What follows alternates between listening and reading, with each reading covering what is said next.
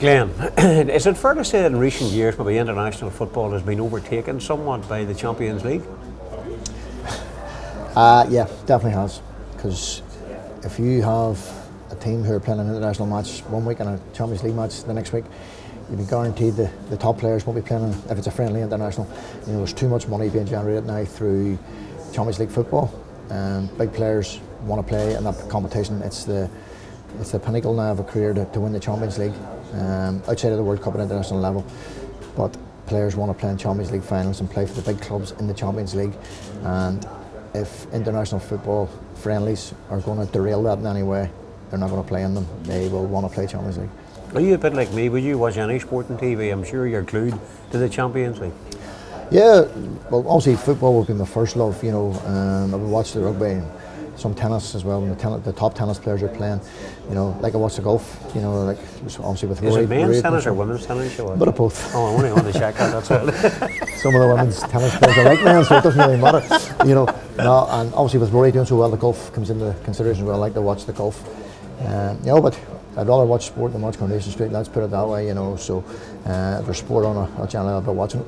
You think all the Coronation fans you've just pissed off there, that line there. But no, I've got to ask you about the Champions League. For me, Barcelona are the ultimate fantastic team, closely followed very, very closely by Real Madrid. To me, they're the benchmark. Oh, they are, there's no doubt. And when you have players like Messi and Ronaldo in your team, you're going to win matches and you're going to win competitions.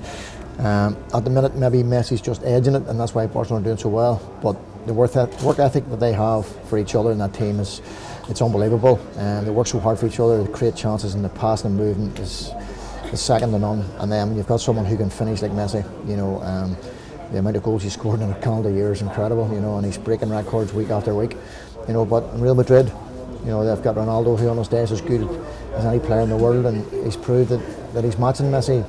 You know, I think his record's 170 goals, 165 games, something, you know, so it's remarkable what they're doing in the modern game.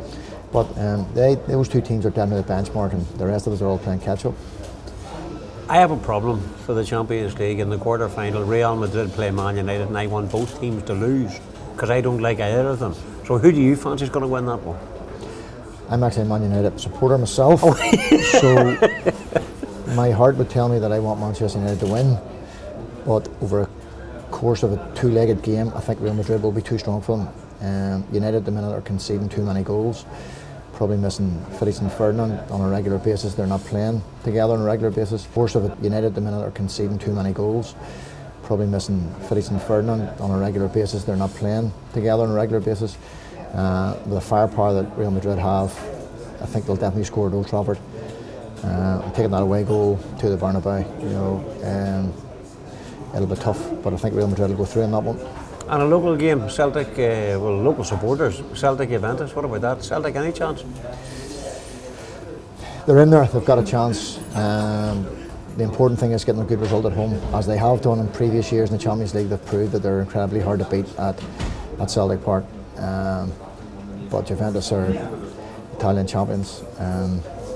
Celtic will find it very difficult going there, so they will, and that'll probably be the crux of how they do it. They need a result, or be in the tie, leaving there, but I would fancy Juventus to go through. Okay, you've got a free bet courtesy of McLean's Bookmakers for Cash for Kids. I know you've it written out, you haven't shown it to me yet. What's your free 50 bet on? Well, being a United man, and I've predicted that I think Real Madrid will go through, so Real Madrid for the Champions League. Outright. Well, it's not a bad bet, is it? You know, Barcelona will be the favourites, but Madrid will not be far away. Glenn, it's been absolutely fantastic. It's been a pleasure. I wish you all the best for Ballymena and, of course, for football for years to come. And thanks very much for joining us, Logie, on McLean Bookmakers. Thank you. No problem.